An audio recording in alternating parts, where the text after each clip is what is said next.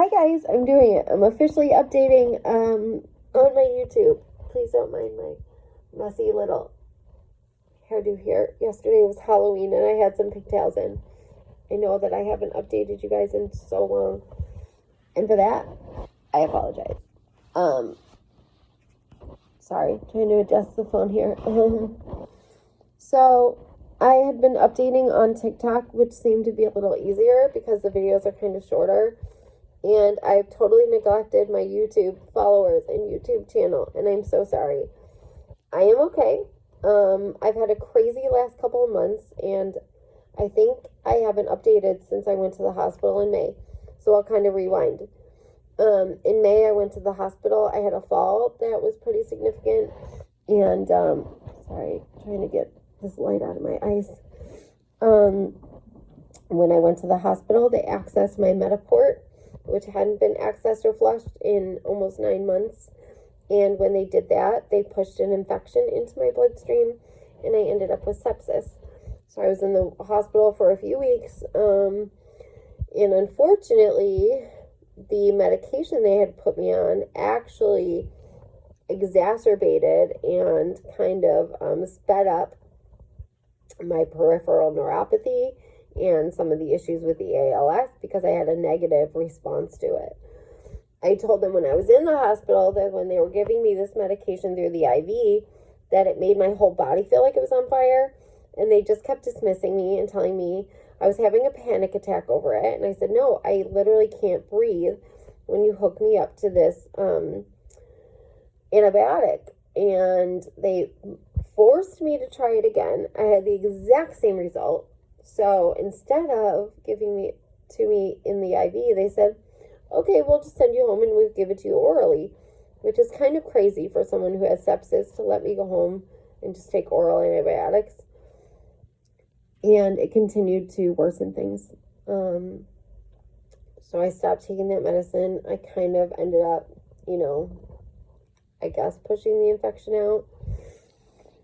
And that was that. So it was a difficult couple of weeks there.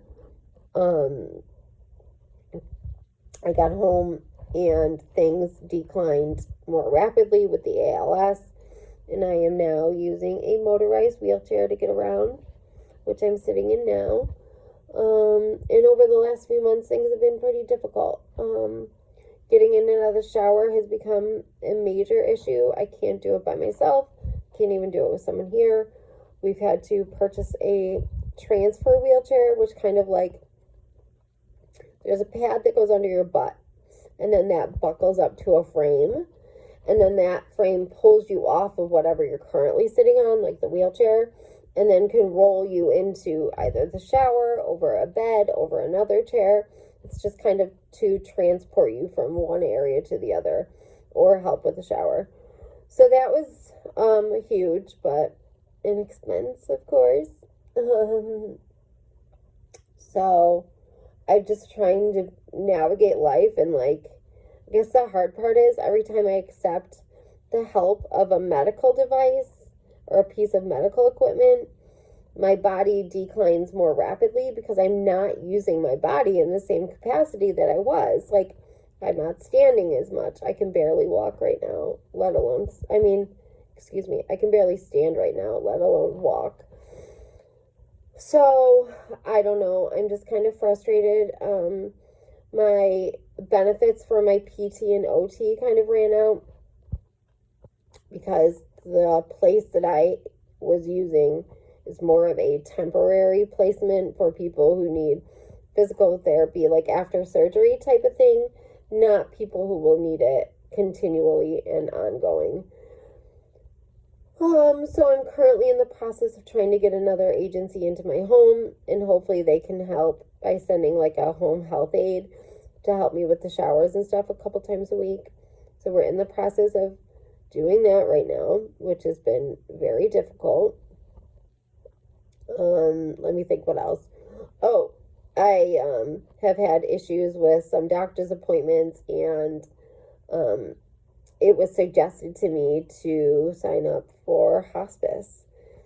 And that was a really hard pill to swallow for a minute. So I thought about it and I accepted it, and I went ahead and had hospice come in to my house to do like an evaluation / intake meeting. During that meeting, they just ask you about your current situation and current abilities, and try to evaluate how sick you really are. And the only hard thing about that would be that I wouldn't be able to continue the PT or OT. They would allow physical therapy and occupational therapy through them, but not as an ongoing thing, more as a guide to understand where my baseline is and then kind of stop it. So I was very concerned about that. So after the meeting with hospice, I literally sit here and cry my eyes out for 2 hours with these 2 nurses and a social worker, and bless their hearts, they were very sweet. But after the meeting, they go to meet with their clinical director on the phone and come back inside and tell me that I'm not sick enough for hospice. So I got myself all worked up into accepting the fact that I needed hospice just to be told I'm not sick enough for hospice. And then we tried to explore palliative care options. I was told that palliative care is not covered by Medicare or Medicaid, at least in New York State. I've had other people argue with me that it is, but I literally had them sitting in my living room telling me it was not covered. It would be self-pay, close to $500 a month. And all it would really entail is access to a nursing visit once a month. So it didn't seem like anything that was going to benefit me realistically. So I did not sign up for that. So now we're in limbo. We're kind of like, okay, hospice didn't work. Now I still need to get the physical therapy and occupational therapy back in the home, or I'm actually open to even going outside of the home for the therapies, because now that I have Medicaid, they'll pay for the transportation to get there. And I think like an in-person therapy situation, like at a facility, might benefit me because they have access to different tools and different apparatuses. I don't know what the word I'm looking for. So that I can do more than just the simple basic sit in your chair stretches. I feel like I need to work my body a little harder to get back to walking. I know I can. It's like I don't feel like it's deteriorated that much. I just think that I'm not utilizing my body in that capacity anymore. So it doesn't understand how to walk anymore. And those muscles are shutting down because they're not being worked. So I had a rough couple weeks lately. Getting in and out of bed has been difficult. So I had to order a brand new bed to the tune of $5,000 because insurance will not cover a bed that, adjusts vertically, like from the ground up and down. It's called a high-low bed. I did have someone bring in like a hospital type bed, and after I got it here, realized it wasn't going to adjust vertically like I needed it to, at least not far enough. So after talking with some professionals in the durable medical supply realm, they said that yes, I would have to likely pay out of pocket for a bed like that. And the truth is I need it, because right now getting in and out of bed and getting in and out of the shower are the 2 most difficult things for me. I definitely need help with both, but I need it to be easy enough that someone can help me without like strenuous like effort, I don't even know if that was a word that I just used. So I don't know, I feel like I'm just rambling with this update for you guys, but life has just been kind of crazy over the last 6 months, and my ALS has been kicking my ass. But after having a rough last month, I kind of, again, this kind of happens with me often. I have a down month, and then it kind of just reinvigorates that spark in me to keep fighting. And that's how I looked at the hospice situation. Of course, I was like upset that they wouldn't accept me at first. And then I thought, that's a sign from God to keep fighting. Because if they did accept you, you wouldn't do the therapies, and then you would deteriorate even more rapidly. So that was God's way of telling me to not give up, because this fight ain't over yet. And I've gone through so much in life. And I've gotten through it all so far.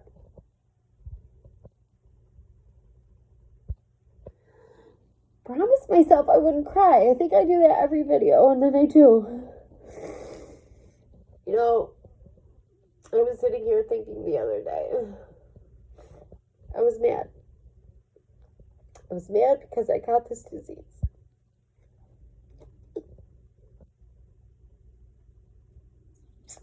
And I thought, why me?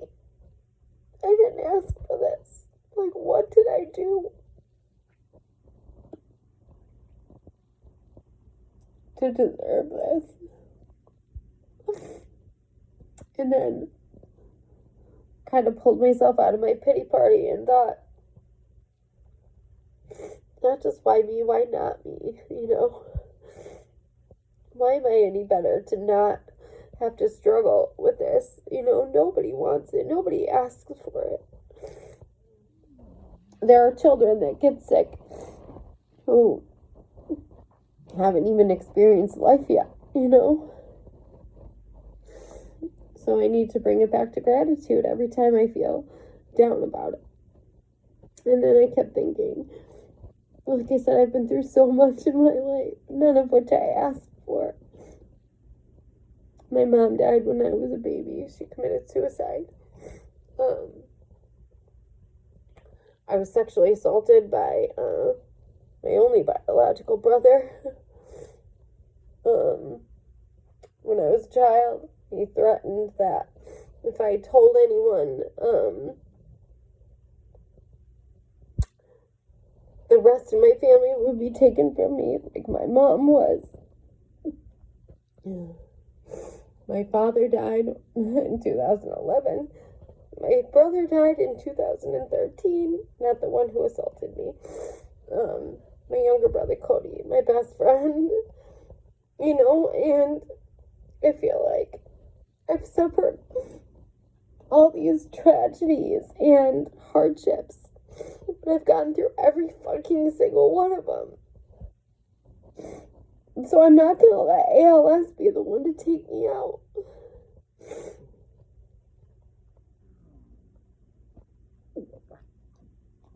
So, I need to remind myself to update here, because I have so many people reaching out, wanting to know how I am, and honestly, I have the best community of supporters here. Like, it blows my mind how many people encourage me and rally around me, and 90% of you on here have never even met me. And I'm so grateful, because sometimes that's the only support that keeps me moving.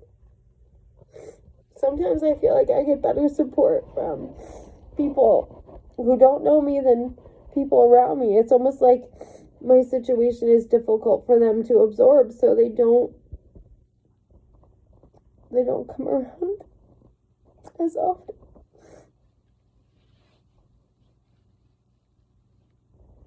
But again, I feel like I'm rambling. I'm still super grateful.